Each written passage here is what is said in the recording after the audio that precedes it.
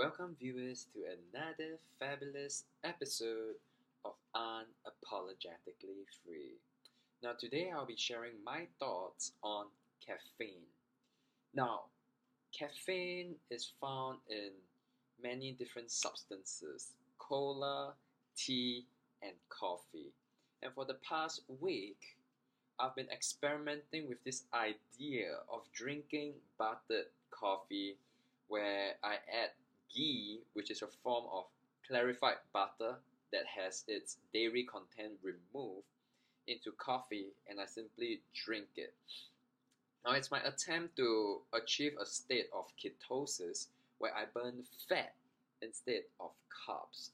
And personally, the experience has been interesting to say the least, so I'll be sharing my experience from a state of not drinking caffeine products, or actually minimal ingestion of caffeine products, to drinking caffeine products such as coffee, and to finally stopping the use of caffeine as a stimulant again. Now, first up, from a state of not drinking caffeine to having caffeinated drinks, the initial period usually gives me a lot of positive mood and energy. That is to say, if I haven't been drinking perhaps tea or even coffee for, let's say, a week, and suddenly there's that one moment where I take in caffeine, I would actually feel quite good. I'll feel great, I'll feel motivated, and I would in fact sometimes even feel excited simply by doing nothing. It gives me a greater sense of alertness, and it's a very good feeling. And the thing is, some of the best times I've experienced, let's say, um, when I'm mingling with people, those are the times where I'm actually under the stimulating effects of caffeine, especially if I did not and was not drinking it for the past few days. And what I noticed is that tea and coffee tends to have differing effects on me. Tea is calming, while coffee with higher dosage of caffeine is highly excitatory to me. Now, what happened is I'll feel good, and when I feel good, I want to continue using caffeine, right? So then I continue to use caffeine. But what I realized is from the initial baseline, and when I start drinking caffeine, I'll feel good. But slowly, the next day, I will start somehow with a lower baseline, and I'll have to drink caffeine again to feel a bit better. Then slowly, this baseline will seem to somehow drop and drop and drop, to the extent that simply drinking caffeine will only restore me to my original baseline or worse. So, in fact, after that first day of feeling awesome, if I continue drinking tea or coffee, the effects will taper off and I feel less alert, and in fact sometimes more anxious. Now, I believe that this is caused by what they call adrenal fatigue, where our adrenals are gradually being overworked, because when you drink caffeine, it actually produces adrenaline in your body. And if your body is constantly in this state of fight or flight, then gradually your adrenal glands will wear out, and you will start feeling fatigue, and you will start feeling brain fog. And that is what I feel. In fact, coffee puts me on edge and somehow makes my heart feel tighter.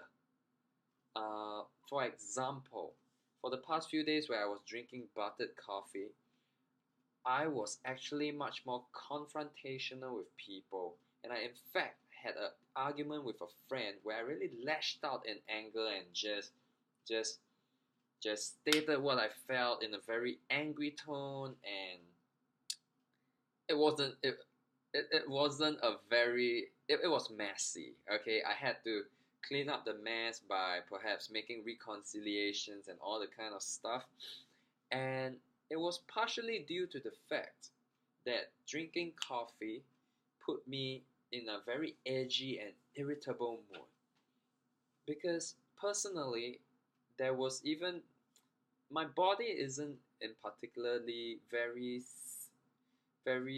well adapted to caffeine. That is to say, if I drink tea with a much lower dose of caffeine in it just before I sleep, I would not be able to fall asleep. So, in this sense, the quality of my sleep is affected.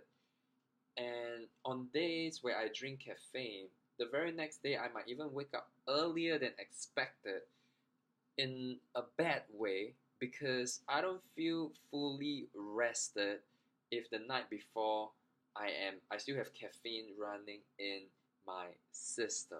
So that is what I experience when I slowly continue with caffeine. That is, my performance will gradually drop. Now, today is the first day where I discontinue any use of caffeine, and my heart just feels less constricted and less tight. But I also felt some form of withdrawal in the form of brain fog, and of course, there's the temptation to just instantly kickstart my mood by drinking caffeine once again.